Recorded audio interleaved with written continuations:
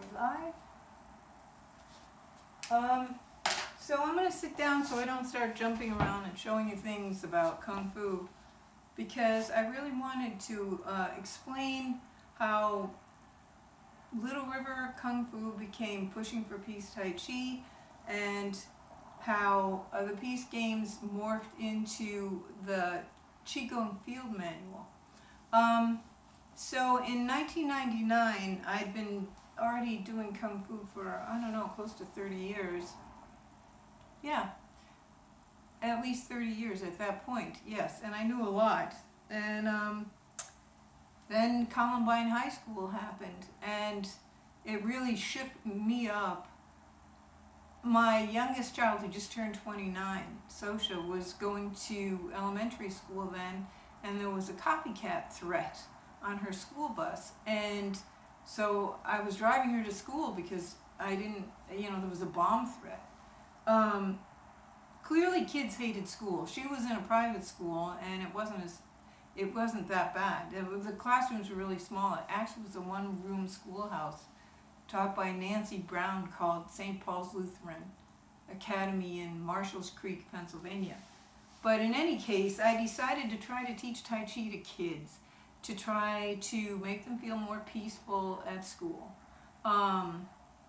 And, this is a reform. I questioned myself even at the time, because I really felt that what needed to change was the method of education, because kids were clearly really disenfranchised in public schools, and apparently they've improved somewhat. When I was a kid in Detroit, my early education was just terrible, really. And apparently classrooms still have too many kids, and it's questionable the actual material they're learning.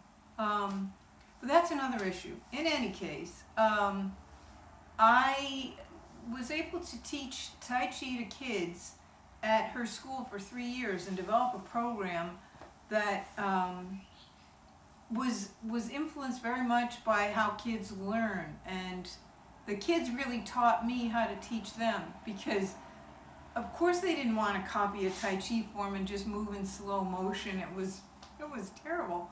So I began to deconstruct Tai Chi into a series of games that were interactive, and that made it fun. I noticed the kids loved push hands. They loved me showing them how to root and ground and achieve a frame where I could push on them as hard as I could, and I could run into the ground, and they would still just hold their ground and be able to fend me off. So they loved feeling it was very empowering for them. And then I showed them how to receive energy, and then eventually it developed into the peace games. Also trying to teach them to meditate. So that became codified to 9 games. And up until about a year ago, I was pretty much working on that every day, trying to get that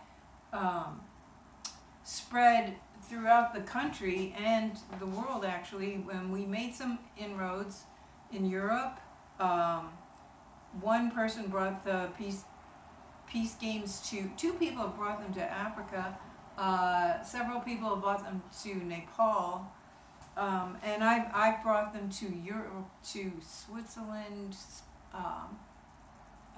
the Netherlands, and France, and hopefully we're going to go to Vienna once in 2021.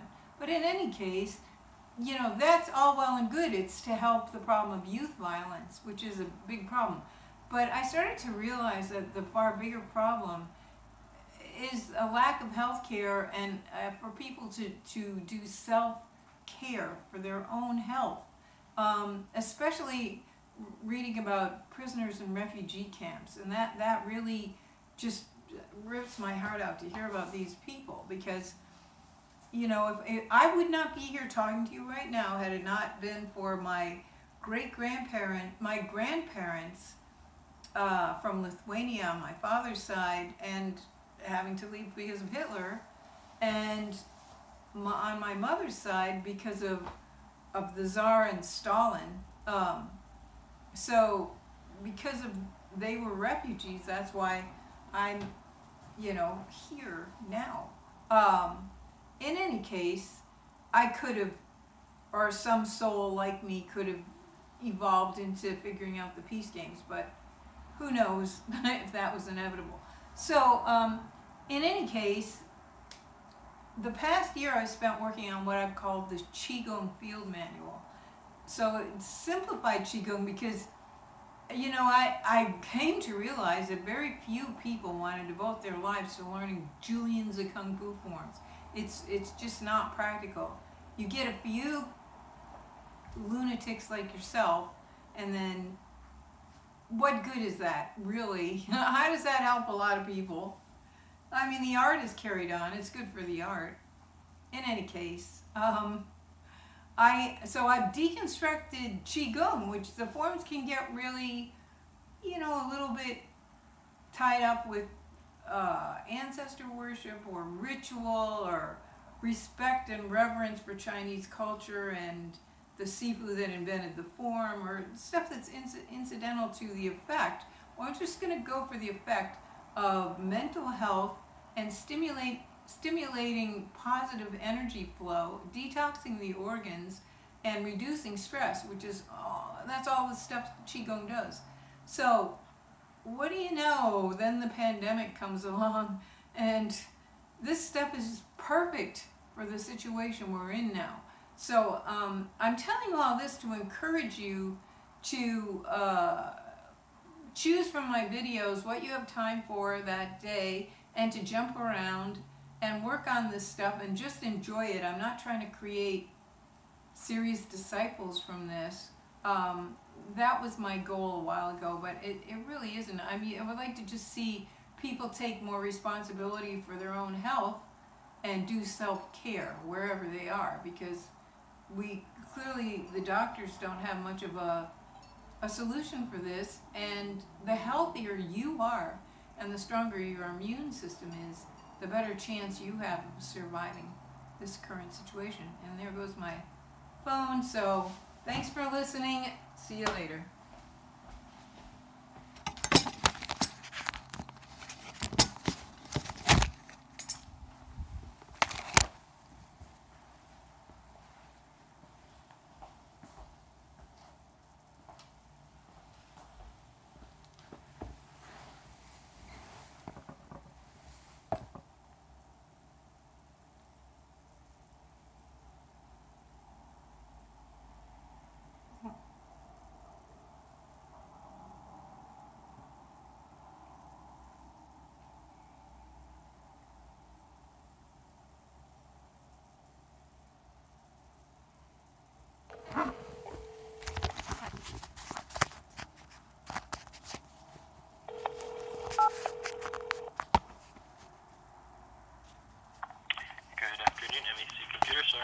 Hi, this is Marilyn. I'm just calling you back. Yeah, hold on, please. Nowhere to go. I could find it a phone. Hello? Hi, this is Marilyn. Hi.